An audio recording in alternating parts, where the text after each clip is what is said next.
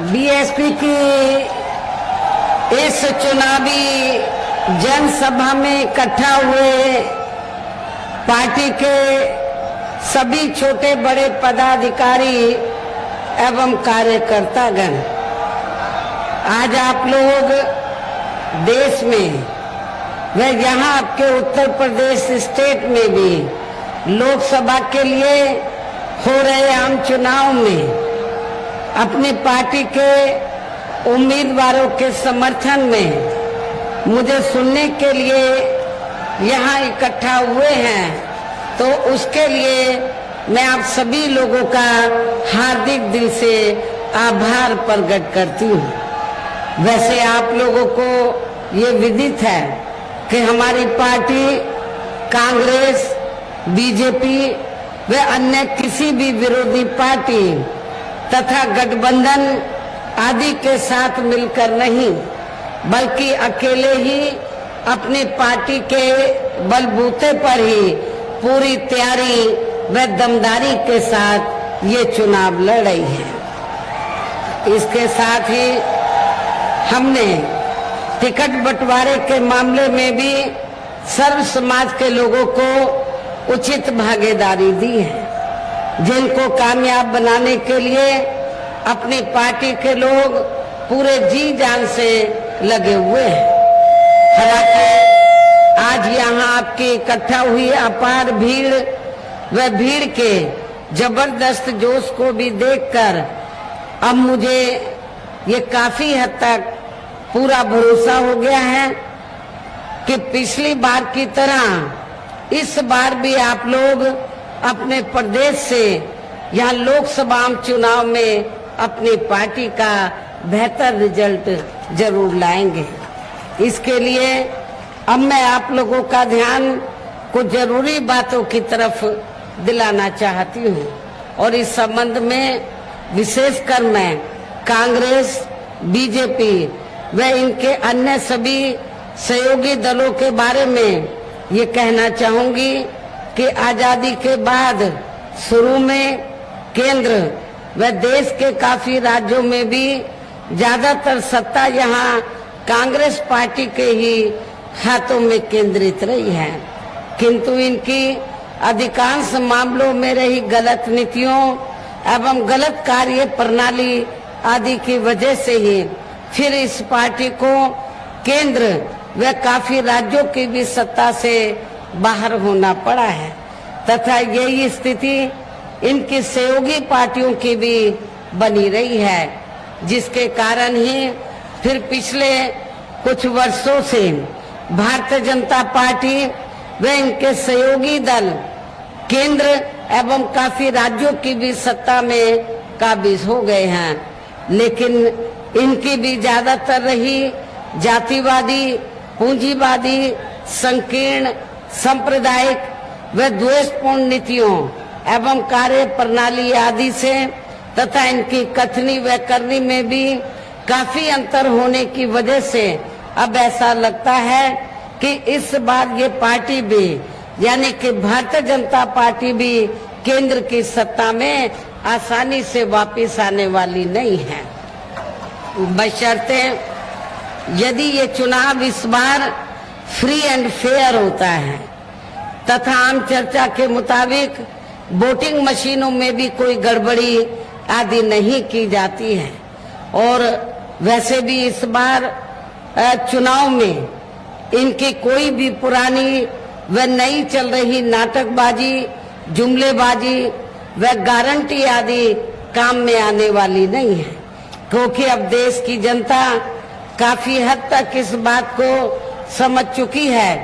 कि इनकी पार्टी ने अब तक देश के विशेषकर गरीबों, कमजोर तबकों, मध्यम वर्गीय एवं अन्य मेहनतकश लोगों को जो इन्हें अच्छे दिन दिखाने के असंख्य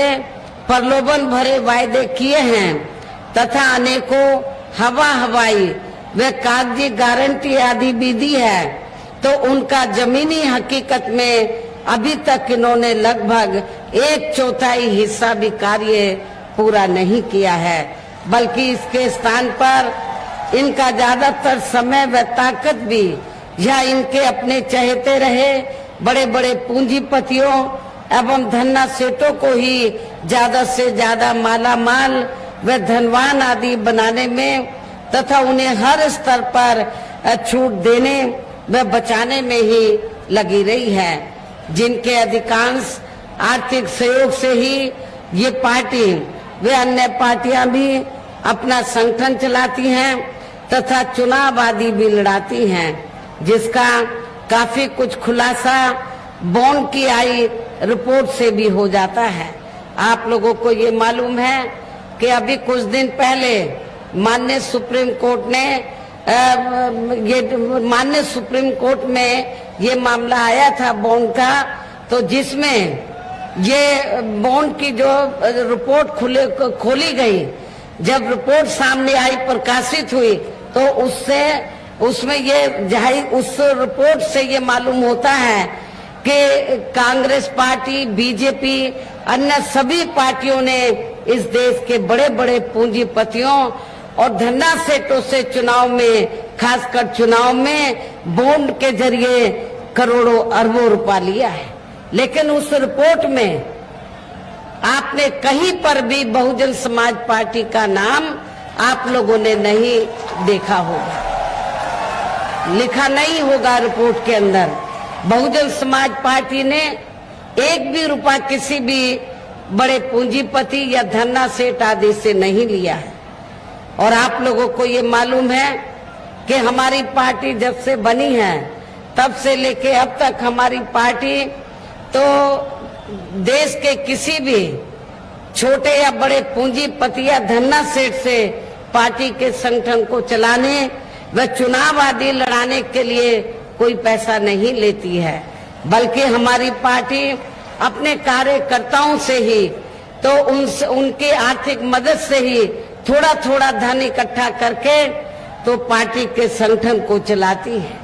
अपने केंद्र कार्यालय को चलाती है, दफ्तरों को चलाती है। और जब चुनाव होता है तो चुनाव में भी हमारी पार्टी अपने कार्यकर्ताओं की आर्थिक मदद के साथ साथ अपने उम्मीदवारों से भी यही अपील करती है कि जब आप अपने चुनाव में इतना पैसा लगा रहे हैं तो थोड़ा पैसा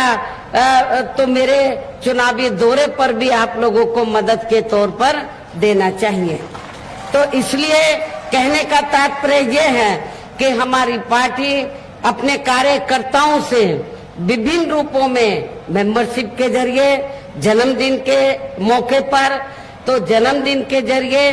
तो थोड़ा थोड़ा धन इकट्ठा करके अपनी मूवमेंट को चलाती है, चुनाव आदि भी लड़ाती है। लेकिन दूसरी पार्टियों की तरह बड़े बड़े पूंजीपतियों और धन्ना सेठों से बॉन्ड आदि के जरिए पैसा नहीं लेती है, जो अब ये मामला माननीय सुप्रीम कोर्ट में चल रहा है, जिसमें बहुजन समाज पार्टी का नाम आप लोगों को कहीं भी सुनने के लिए नहीं मिलेगा। इसके साथ ही अब ऐसा लगता है कि कांग्रेस पार्टी की तरह ही बीजेपी ने भी केंद्र की तमाम सरकारी जांच एजेंसियों का ज्यादातर राजनीतिकरण ही कर दिया है। इसके अलावा देश के किसान वर्ग भी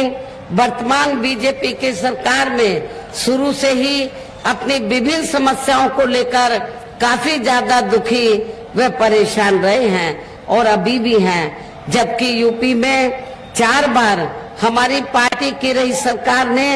इनके हितों का भी हर स्तर पर विशेष ध्यान रखा है। आप लोगों को ये मालूम है कि जब भी बीएसपी के नेतृत्व में यूपी की सरकार रही है तो हमारी पार्टी की सरकार ने तो किसानों को खेती करने के लिए समय से सस्ते साधन उपलब्ध कराए हैं और उनकी फसल का भी उचित दाम हमारी सरकार ने दिया। इतना ही नहीं बल्कि केंद्र में पूर्व की रही कांग्रेसी सरकार की तरह ही वर्तमान भाजपा सरकार में भी इनकी जातिवादी, हीन, सांप्रदायिक एवं पूंजीवादी सोच व नीतियों के चलते ही पूरे देश में सर्व समाज में से खासकर गरीबों, दलितों, आदिवासियों, पिछड़े वर्गों, मुस्लिम एवं अन्य धार्मिक अल्पसंख्यक समाज के लोगों का भी पूर्ण रूप से विकास व उत्थान आदि नहीं हो सका है। और इस संदर्भ में वैसे आप लोगों को ये मालूम है कि पूरे देश में यहाँ दलितों, आदिवासियों एवं अन्य पिछड़े वर्गों का सरकारी नौकरियों में वर्षों से अधूरा पड़ा आरक्षण का कोटा भी अभी तक पूरा नहीं भरा गया है। विशेषकर एससी व एसटी वर्गों के सरकारी कर्मचारियों का पदोन्नति में आरक्षण भी अब काफी हद तक प्रभावहीन ही बना दिया गया है। और आप लोगों को ये भी मालूम है कि जब यूपी में समाजवादी पार्टी की सरकार थी तो समाजवादी पार्टी की सरकार ने एससी एसटी वर्गों के सरकारी कर्मचारियों का पदोन्नति में आरक्षण ही खत्म कर दिया था। सपा सरकार ने, श्री अखिलेश यादव ने तो ये पदोन्नति में आरक्षण ही खत्म कर दिया था। और इतना ही नहीं, जब इसको प्रभावी बनाने के लिए इसको जो निष्प्रभावी हो गया था, इसको प्रभावी बनाने के लिए जब ये मामला पार्लियामेंट में लाया गया, हमारी पार्टी के काफी संघर्ष के बाद इसको लेकर संशोधन विधेयक आया। लेकिन उस समय कांग्रेस सत्ता में थी तो कांग्रेस पार्टी और बीजेपी ने अंदरूनी मिली भगत के तहत समाजवादी पार्टी को आगे करके और अन्य विरोधी पार्टियों को आगे करके तो इस बिल को पास नहीं होने दिया। और समाजवादी पार्टी के सांसदों ने तो, एमपीज ने तो इस विधेयक को ही संसद के अंदर फाड़ दिया था। जो आज दलितों का वोट लेने की बात करते हैं, क्या उनको आपको दलितों का वोट देना चाहिए? परम पूज्य बाबा साहब डॉक्टर भीमराव अंबेडकर ने जो आपको भारतीय संविधान में आरक्षण दिया, उसका लाभ भी ना तो कांग्रेस की हुकूमत में आपको सही से मिला है और सपा की सरकार में तो सवाल ही पैदा नहीं होता है। साथ ही केंद्र व राज्यों में भी विरोधी पार्टियों की रही सरकारों में इन सभी वर्गों को प्राइवेट सेक्टर में आरक्षण दिए जाने की व्यवस्था किए बिना ही इनकी सरकारों के ज्यादातर सरकारी कार्य अब प्राइवेट सेक्टर के जरिए ही इनके बड़े बड़े पूंजीपतियों व धन्ना सेठों आदि को ही दिए जाने के कारण अब इनको पूरे देश में आरक्षण का बहुत कम ही लाभ मिल पा रहा है। इसी प्रकार इनका अन्य और मामलों में भी शोषण व उत्पीड़न आदि होना अभी तक भी बंद नहीं हुआ है। इसके साथ साथ मुस्लिम व अन्य धार्मिक अल्पसंख्यक समाज के लोगों की भी हालत हर स्तर पर यहाँ काफी ज्यादा खराब व दयनीय ही बनी हुई है, जिसका काफी कुछ खुलासा सच्चर कमेटी की रिपोर्ट में भी किया गया है। इतना ही नहीं बल्कि पिछले कुछ वर्षों से केंद्र व अधिकांश राज्यों में भी बीजेपी व आरएसएस की सरकारों के चलते हुए अब इनका विकास व उत्थान आदि होना भी काफी हद तक बंद सही हो गया है। आए दिन इन पर खासकर हिंदुत्व की आड़ में हो रही जुल्म जाति भी यहाँ काफी ज्यादा चरम सीमा पर पहुंच चुकी है। इनके साथ साथ अपर कास्ट समाज में से विशेषकर गरीब लोगों की भी हालत हमें कोई खास अच्छी नजर नहीं आती है। और यहाँ मैं अपर कास्ट समाज में से खासकर ब्राह्मण समाज के लोगों को ये कहना चाहती हूँ, चाहे यूपी में समाजवादी पार्टी सत्ता में रही हो या वर्तमान में भारतीय जनता पार्टी की सरकार चल रही है, इन दोनों हुकूमतों में तो अपर कास्ट समाज में से ब्राह्मण समाज का बड़े पैमाने पर शोषण किया गया है। आपके कानपुर मंडल में तो इनके साथ काफी जुल्म जाति की गई है। सपा सरकार में ऐसे अनेकों एग्जाम्पल आपको मिलेंगे जो आपके कन्नौज जिले के अंदर जो ब्राह्मण समाज के लोग थे उनके साथ बड़े पैमाने पर जुल्म जाति हुई है। अभी भी जुल्म जाति होनी बंद नहीं हुई है। इनकी गलत कृषि नीतियों के कारण किसान वर्ग भी आए दिन आंदोलित बना रहता है। और अब केंद्र में पूर्व की रही सरकारों की तरह ही वर्तमान भाजपा सरकार में भी यहाँ पूरे देश में गरीबी, बेरोजगारी एवं महंगाई आदि भी लगातार काफी ज्यादा बढ़ रही है। देश में हर स्तर पर फैला भ्रष्टाचार भी अभी तक खत्म नहीं हुआ है। साथ ही अपने देश की सीमाएं भी अभी तक पूरे तौर से सुरक्षित नहीं है। ये भी यहाँ बड़े चिंता की बात है। ऐसे में अब आप लोगों को देश में हो रहे लोकसभा चुनाव में कांग्रेस, बीजेपी व इनकी सहयोगी पार्टियों को भी केंद्र की सत्ता में आने से जरूर रोकना है। जिनकी गलत नीतियों व गलत कार्य प्रणाली आदि को आप लोग काफी हद तक आजमा भी चुके हैं। ऐसी स्थिति में अब ये विरोधी पार्टियां इस चुनाव में भी किस्म किस्म के साम, दाम, दंड भेद आदि अनेकों हथकंडे इस्तेमाल करके केंद्र की सत्ता में आने की भी पूरी कोशिश में लगे हैं, जिनसे अपनी पार्टी के लोगों को हर स्तर पर काफी ज्यादा सावधान रहना है। और इस मामले में विरोधी पार्टियां अपने अपने पक्ष में हवा बनाने के लिए खासकर मीडिया,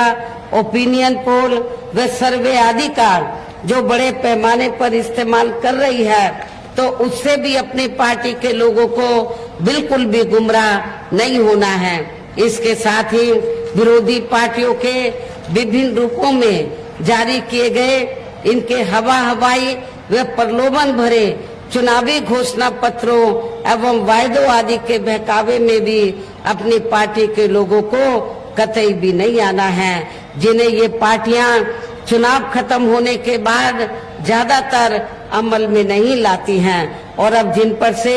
देश की जनता का अधिकांश विश्वास ही उठ गया है। यही खास वजह है कि हमारी पार्टी किसी भी चुनाव में अपनी पार्टी का कोई भी चुनावी घोषणा पत्र आदि जारी नहीं करती है। वैसे भी हमारी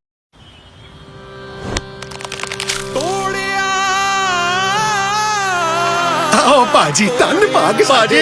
2.5 किलो का हाथ। और इस बात का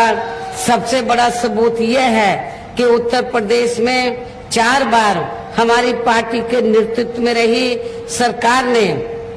चुनाव में अपनी पार्टी के बिना कोई जारी किए गए चुनावी घोषणा पत्र के ही प्रदेश व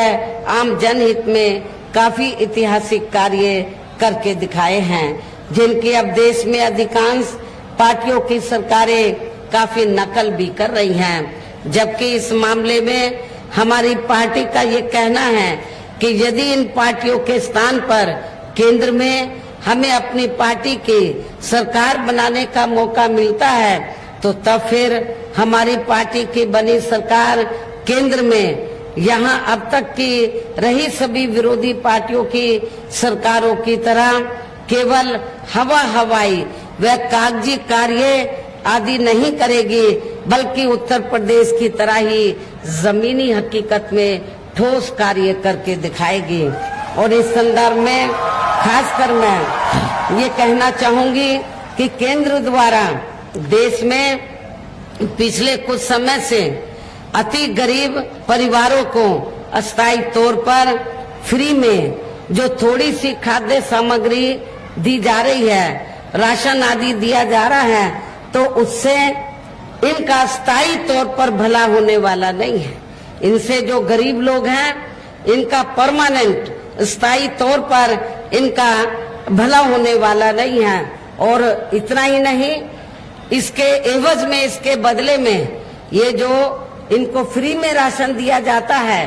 जो कुछ समय से दिया जा रहा है, तो इसके एवज में तो जब चुनाव होता है, चाहे यूपी में असेंबली का चुनाव हुआ हो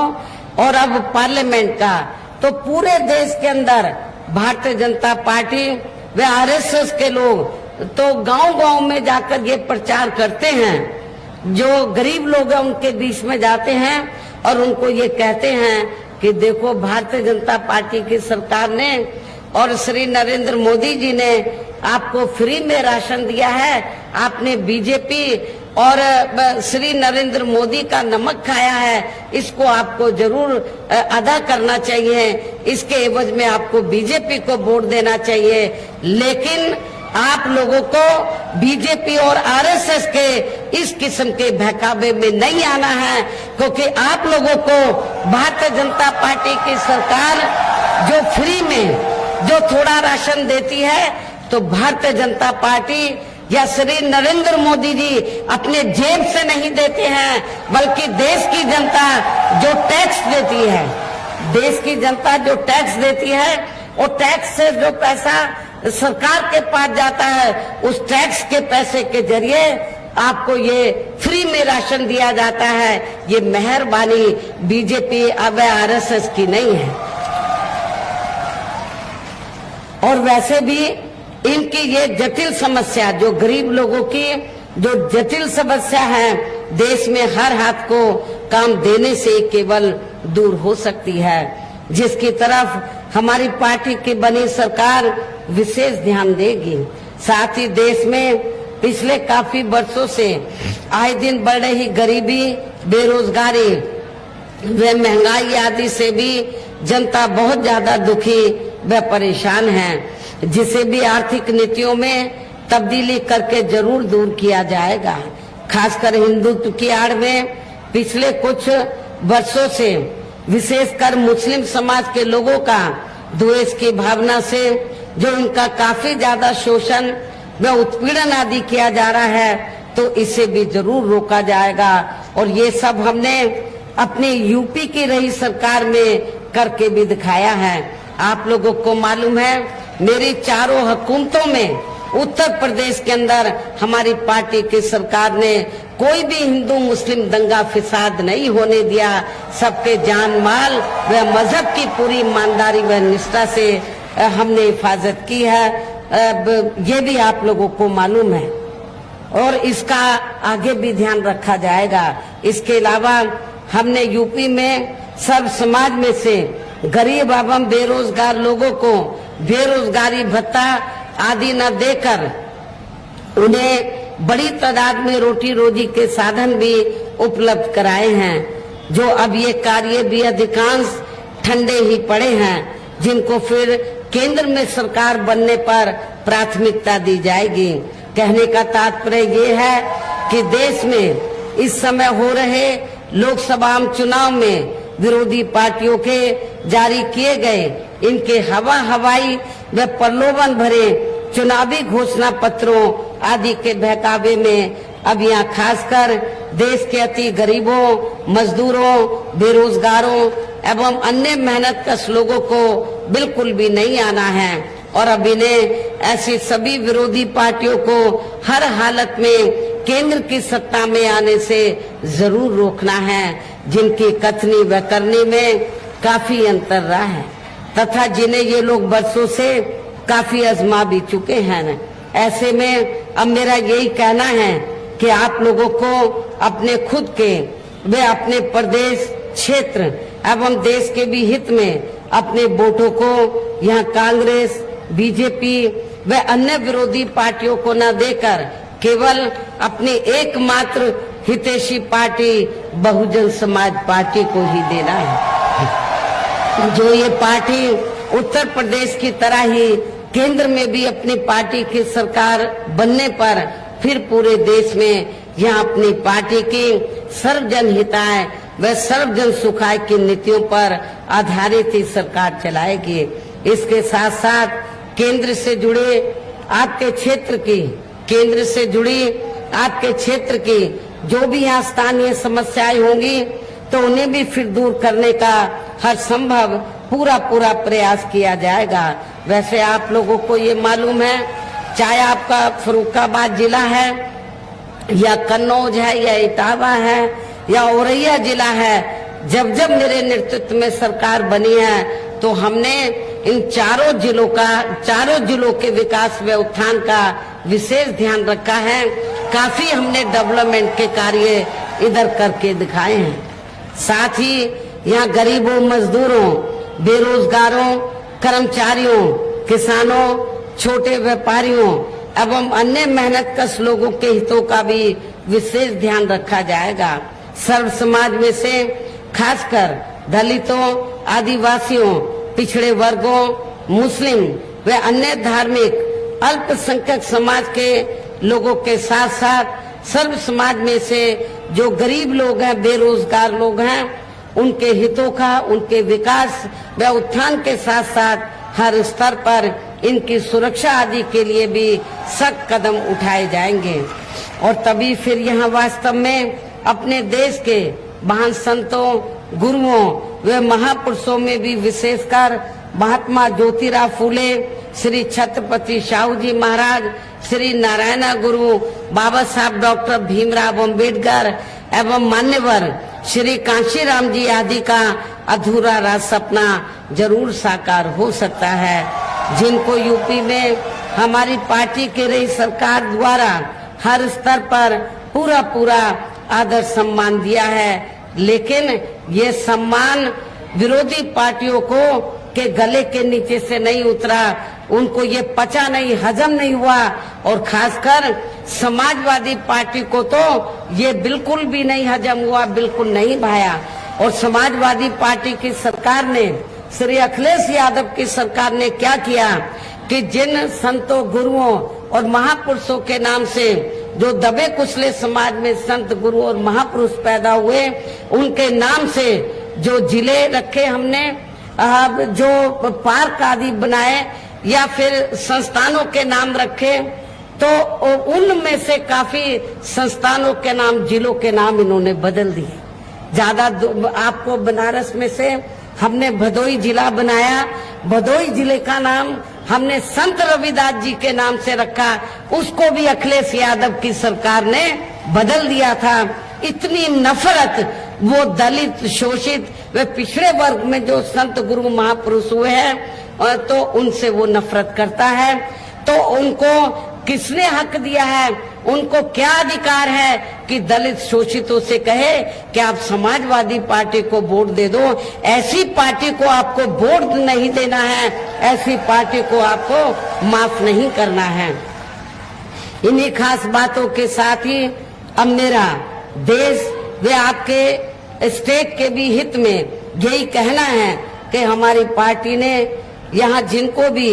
लोकसभा के लिए चुनाव के मैदान में उतारा है, जो आपके सामने मंच पर भी मौजूद हैं, तो उनको आप लोगों को जरूर कामयाब बनाना है, जिसके लिए यहाँ पार्टी के सभी स्तर के छोटे बड़े पदाधिकारी एवं कार्यकर्तागण आदि पूरे जी जान से लगे हैं। और अब अंत में मेरा यही कहना है कि आप लोगों को वोट पड़ने वाले दिन यहाँ बीएसपी के अपने लोकसभा उम्मीदवारों को आपके इस क्षेत्र में हमने कन्नौज लोकसभा की सीट से श्री इमरान बिन जफर को हमने चुनाव के मैदान में उतारा है। आप लोगों को मालूम है कि जब हमने इनको चुनाव के मैदान में उतारा, इनका टिकट फाइनल किया और समाजवादी पार्टी को इसकी जानकारी मिली, तो सपा का मुखिया क्या कहता है कि ये तो बीजेपी के इशारे पर मुस्लिम समाज को टिकट दिया गया है। आपके कन्नौज लोकसभा की सीट में मुस्लिम आबादी काफी ज्यादा है, सपा तो मुसलमान को कभी टिकट देती नहीं है, उनको तो अपने परिवार से ही फुर्सत नहीं मिलती टिकट देने में, बंटवारा करने में। तो समाजवादी पार्टी के परिवार से यादव लोग खड़े होते हैं जब इनकी आबादी बहुत ज्यादा है यहाँ पर, और यदि जब हम मुस्लिम को टिकट देते हैं, उनका हक देते हैं, वो भी इनके गले के नीचे से नहीं उतरता है। मुस्लिम समाज के लोगों को इस बात को ध्यान में रखकर अपना एक भी वोट सपा को नहीं देना है, बल्कि बहुजन समाज पार्टी के उम्मीदवार श्री इमरान बिन जफर को देना है। और इनके साथ साथ दलित वर्ग के लोग, अति पिछड़े वर्ग के लोगों का वोट तो इनको मिलेगा ही, मुस्लिम समाज का वोट यदि बटे नहीं पूरा इनको मिल जाए तो फिर आप क्या होगा, इधर रिजल्ट कुछ और ही होगा।